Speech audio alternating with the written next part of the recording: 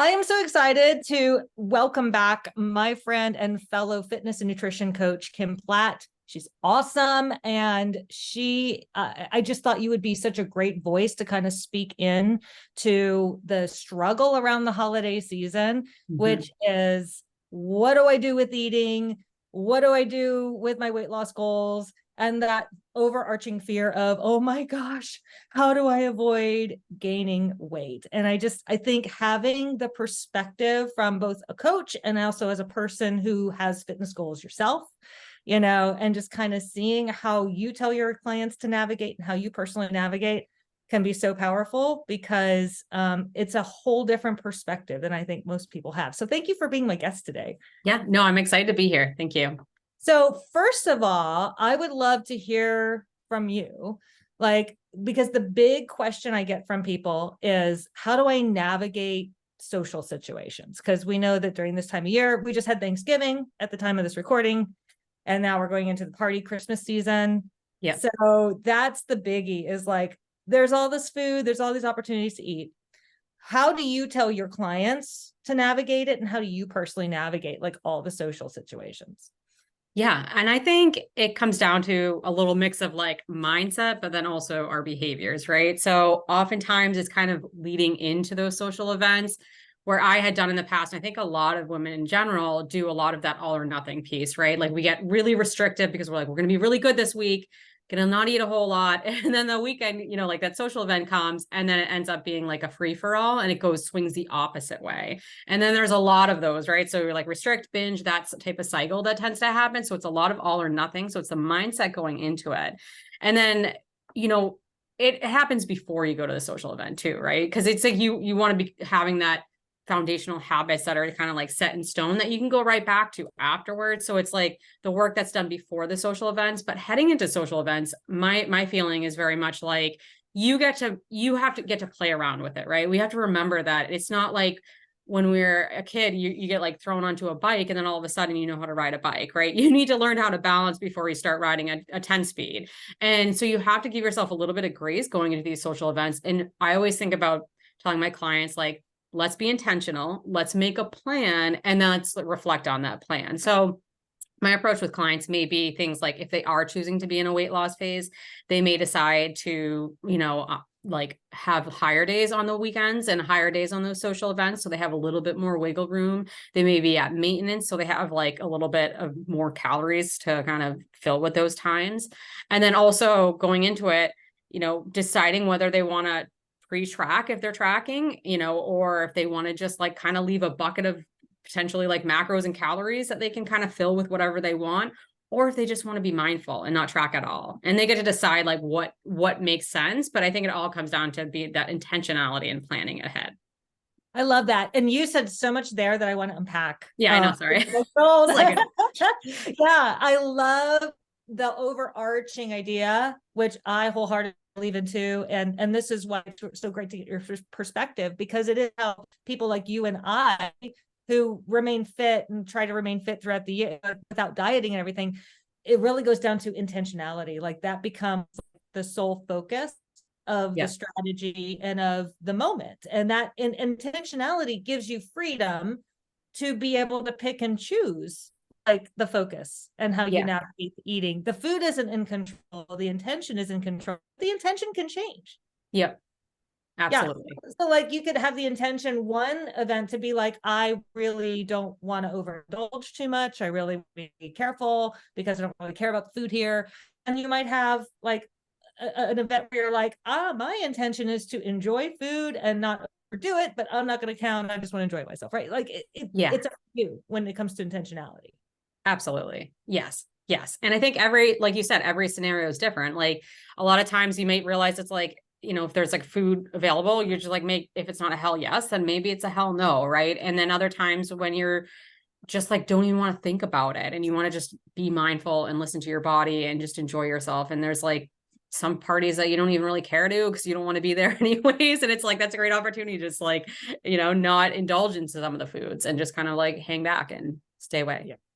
I remember in the office when I used to work in the corporate world, I used to work in radio. Okay. Yeah. And the number of sales people and other people in the building, there was literally like a birthday every week. Yeah. We all got called to the conference room for. It was usually some salesperson I didn't know. And there was always like cheat cake from Costco or something there. Yeah. I came to the conclusion, like, if I eat this every time we have a birthday, I'm never going to reach my goals. Right. And it Yeah. became one of those things of, I'm not going to waste my calories on Costco sheet cake. I'm going to make sure it's good. Like you said, hell yes or Yeah. hell no.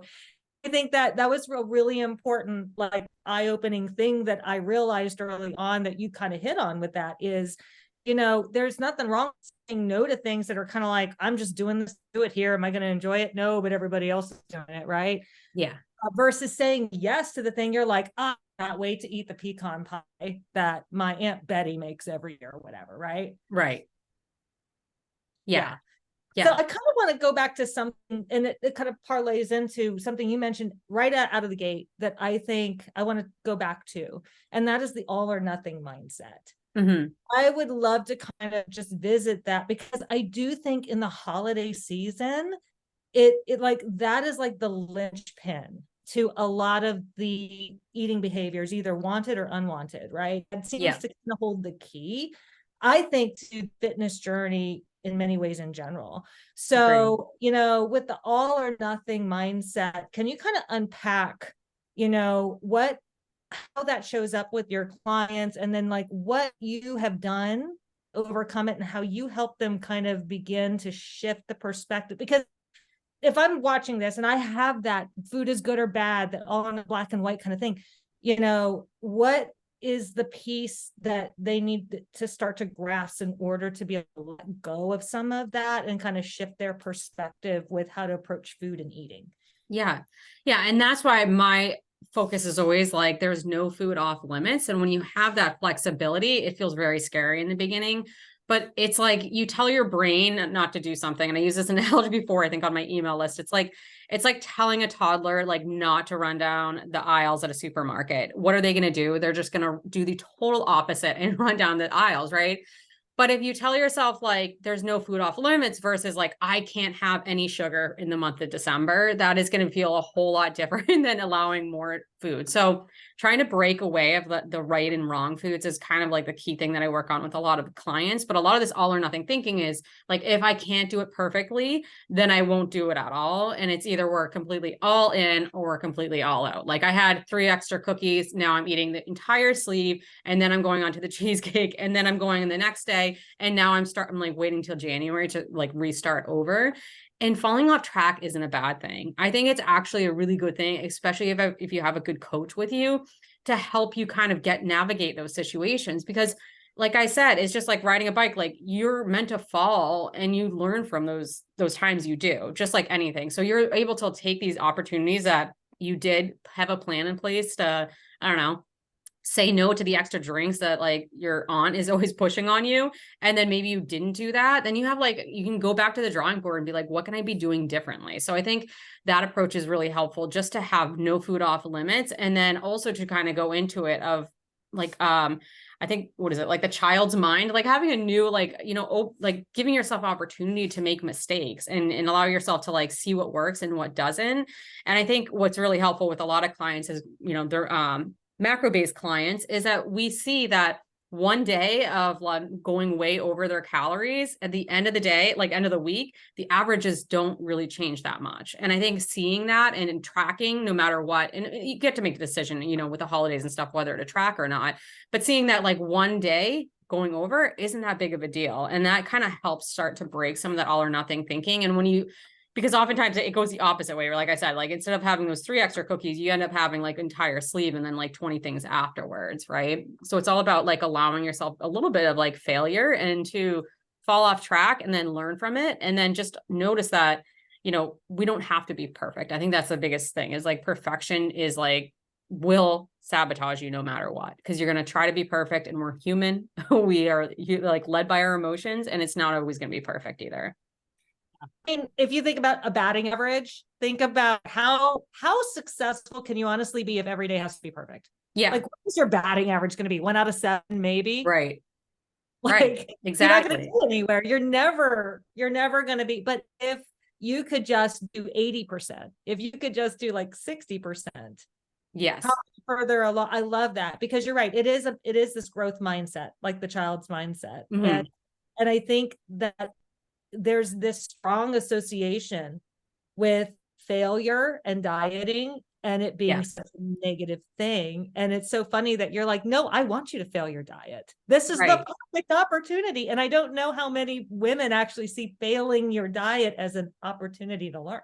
Right. Exactly. And I mean, you have to like see failure as a good, like an opportunity for growth, because that's how, the most successful people in this world have failed a whole lot, and same thing with my own personal experience. Like you and I have been at this for a long time. So we're going to be more skilled than someone else that has just gotten started. That's just, adjusting their lifestyle to learn how to, say no to that extra, like I don't know, drink pusher at the holidays, right? It's like, now it's like, Always we don't one. care about that person. Yeah.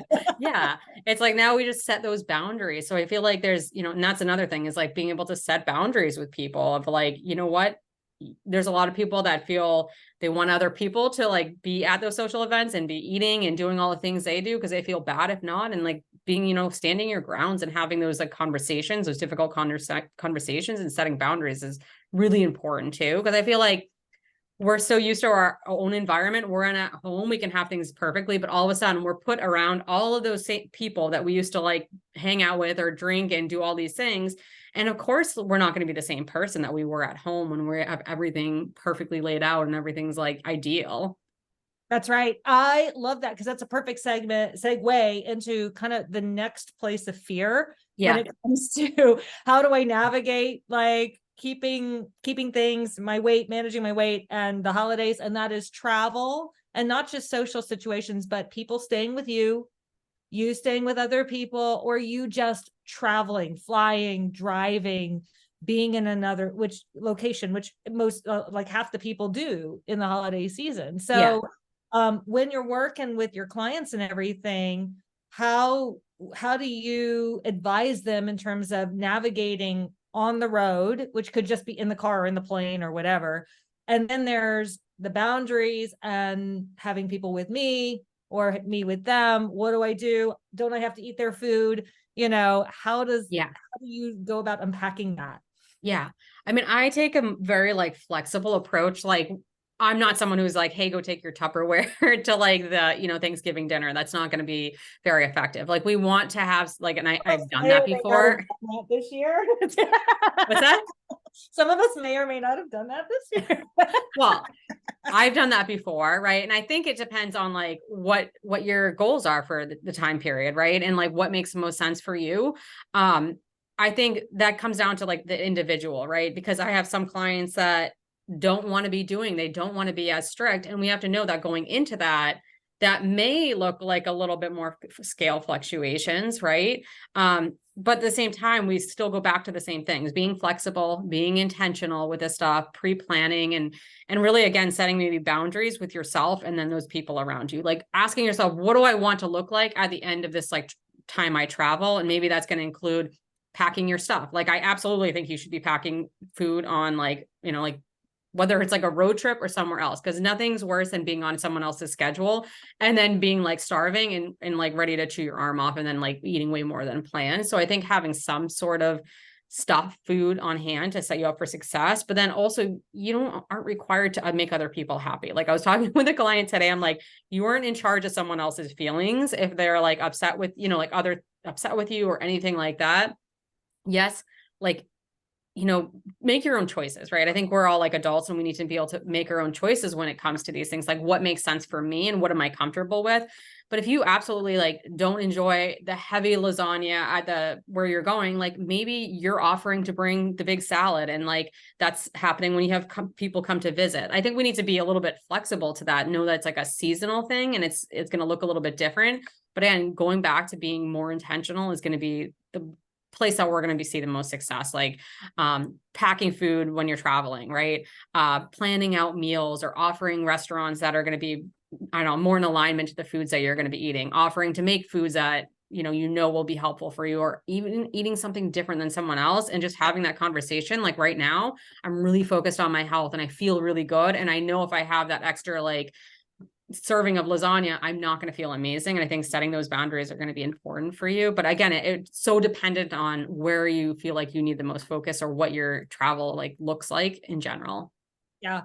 And I think that with the intentionality, like you just said, the focus, like that totally takes perfectionism off the table, because it's so easy for someone to be like, well, I need to focus on all of them and do all the things. Yeah. No, you really don't. You need to focus on one thing that you do really well and that you hold the line on, and then give yourself grace for some of the other things, because that one thing that you choose to hold the line on will make you feel more successful, and you're more likely to show up and do more of the other things, versus like, because I talk to people all the time that are like, well, I failed here in this small little thing, and so I got really frustrated and I just ate all the things, right? It's easy to feel like it's failure if you've got 20 things that you've got to all satisfy while you're staying with your great Aunt Bertha, and it's like, how is that going to work? Right. Right. Yeah. And my thing is like, I try to like tell them to have like maybe like 3 anchors, right? Or those are like, when you're traveling, maybe that's like your walk, drinking water, and then like try to get some protein in each meal, right? Trying to find these basic like anchors that are going to make you feel good and make you feel successful, right? Or maybe it's like getting to bed at a regular time. And I think always having like a nutritional and movement one's really helpful. And then the other one, kind of having a little bit of wiggle room or whatever makes sense. Maybe it's self-care. I know when I travel, like I feel like I'm never alone, because you'll have like the kids and the husband and everyone with you. So I'm just like, give me like 10 minutes to myself each day. I don't know. So it's like that small little bucket of self-care time maybe that you need. So I think it's fun having those anchors that are the biggest dial movers for you, that can set you up for success, especially when you're traveling, or you even have people with you and have higher stress. And knowing that stress, like being in that like fight or flight mode and like higher stressed, is like a different type of like operating system, so to speak, with like that other side of our brain that's like gonna make more conscious choices, that's going to be more intentional, the planning side of our brain. So we also want to try to like check our stressors and see if we can like try to bring those down a little bit to the other side. 100%. Stress doesn't help with fat loss. Yeah. I see that 100%. Yeah. Like the more you can take some things off the table so that it's less stressful for you. Stressing about more things with your weight and food is not going to make this any better. It's going to make it worse. Yeah. And I think a lot of people go either one side of the spectrum or the other, where they're like avoiding the social events, avoiding the travel, avoiding all these things, and kind of like hiding away from it, versus the other side where we're just like, it's a free for all. It's like, okay, I'll just start back over in January. And then we feel like we're like set back by like 3 months or something, because we put on a whole bunch of weight. And that's something we don't want either. It's finding that like messy middle ground to like hang out in. Oh, I know people don't like messy middle, but it is. And this is not just good advice for weight loss. It's just everything in life. You have to find that messy middle and make peace with it and be like, it's okay. Some is better than none, Yeah. Yes. Exactly. Last question for you is, let's take the scenario that which you kind of just laid out, which is, okay, I went away, I messed up, I wasn't able to keep my anchors, I went off my plan, now what, right? Because then it's easy if you go in with an intention, it didn't work out the way you intended, whatever, and I'm tempted to just let that failure spiral me into 3 months of, let's really double down on bad decisions, right? So like, what do you advise when someone comes to you and says, I failed and I messed up and I ate, I don't know, how do you help them get back on track? Or how do you recover, I guess is my question. Yeah. I mean, for me, it's like one, I use that as like opportunity for them to like sit down and be reflective and focus on 2 to 3 things they feel like went really well while they were traveling and while they were out and doing whatever. And then 2 or 3 things that they would probably shift for the next time. And that kind of helps you create a little plan in your head mentally of like, okay, like I do see there's a lot more positive things than I thought happened. And I did better than the last time I traveled, but like, there's still little areas of like, I can fix in that, like whatever did happen. And I think also going back to your basics, like that's what I always like have talked with clients, like, let's go back to the basics, right? Let's get back to like the big rocks. We need to focus on like the nutritional side of things, the movement, right? A little bit of self-care. So just getting back to feeling the way that you want to feel. Because again, we do things, we want the scale going down, we want to see the body composition changes, but we also want to feel good. And if you're still like eating a bunch of food that doesn't make you feel good, you're going to continue down that spiral. So going back and just like getting in more water and giving yourself a little bit of grace. I mean, the best thing that you can have is more self-compassion and just recognizing, okay, it's not that big of a deal. We tend to catastrophize like when things like this happen, but recognizing that isn't as big as or as bad as we thought it was going to be can be really eye-opening. And over time, when we just naturally start to reflect and we naturally start to be more compassionate, it becomes more of a habit, right? So it's like less of that like negative voice on the side of your head and it's more of the positive one. And over time, I see that with clients consistently. Like they're like, you know what? Like it wasn't the end of the world. It did fall off track. No big deal. But in the beginning, they would have been like made it the hugest deal in the world. But then they can just easily get themselves back. And I almost think it's like driving your car. You're like constantly adjusting. And that's what we're doing with our lifestyle and stuff like that. We don't want to completely like run the car off the road because we're just like, that's what we tend to do when we were that all or nothing thinking or something bad happens. And that's not the approach that we want to take. And it's just more like small adjustments. I love that. I love that analogy of the car, by the way. That's such Yeah. I made a wrong turn. I'm Yeah. just gonna crash. Like, Yeah, exactly. down and total my car. No, that's not what we do. We just, oh, I made a wrong turn. What do I need to do to get back on the right track? Right. Or Yes. how can I learn? Or what do I need to fix? Or whatever. We're not just crashing the car. And something that I was thinking as you were talking about, I was like, oh yes, this sounds, this is what I was thinking, is that catastrophize. I love how you put that, because I was just thinking, there's a big difference in how you and I react and think over the years of us doing this over and Yes. over and being like, oh, I overrated the party. Like, I would venture to guess that if you and I went to a party and we overindulged, right, whatever our barometer of that might be, right? Yeah. Then we would probably get up the next day and be like, okay, well, yeah, now I remember why I don't do that a lot. I'm just Yep. and we move on, right? It's not like this level 10 end of the world. But to somebody who has a belief system where they keep failing and this is a struggle and this is hard, like that one night of overindulging, it's like a level 10. I failed completely. I'll never do, like, you go to like the worst case scenario versus where you and I would just be like, bump in the road. Okay. Yeah. Kind of a thing. And that seems to kind of be a difference in the mindset and maybe even the confidence. Yeah. Yeah. I think so too. And I think again, it's almost like a skill, right? It's like we feel confident about that because we've created that identity of someone who can be success, again, like growth mindset, like someone who can be successful, that like this is our lifestyle. I'm someone who's fit and healthy and those types of things, where our old selves are probably like, this is the identity of someone who constantly fails and someone who can never stick to anything and someone who's an all or nothing thinking. And like a lot of that, what we were talking about, like fixed mindset. And I think just small steps is like the only thing that you can do, right? Build your confidence in little small areas and then notice how much improvement you've made from like the last time. Like if you're making 1% improvement for maybe the last time you did it, then you're moving in the right direction. Progress isn't linear and that we're still like moving forward versus like feeling like we're like completely falling off track.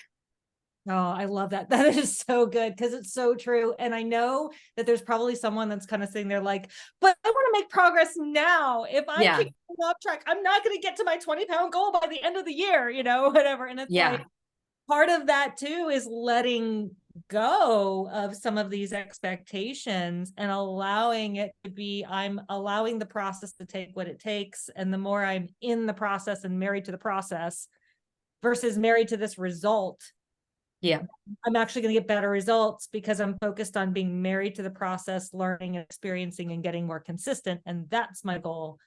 Versus I got to lose 12 pounds by January 1st, kind of a thing. Yeah. That tends to be where most people focus when they're thinking of weight loss. It's only about the scale and the poundage. And it's very black and white with that. Yeah. And even in each situation, like what was your expectation of yourself when you went into that social event? Like you probably had really high expectations and we just need to lower them a little bit because you're not ready for that piece of it, right? And telling yourself like, okay, like I'm just making improvements. And I think, again, even if we have those like nights that were completely feel like a blowout, like if you're in a weight loss phase, I've had clients do that and they were still seeing progress, so it's like, you can still see progress even if you're not perfect. judgment just doesn't work. Like Kim Yeah. and I, like if judgment like actually helped you improve, we would be the best judgers. Like we would judge you into submission. Yeah. It's just that just never seems to work.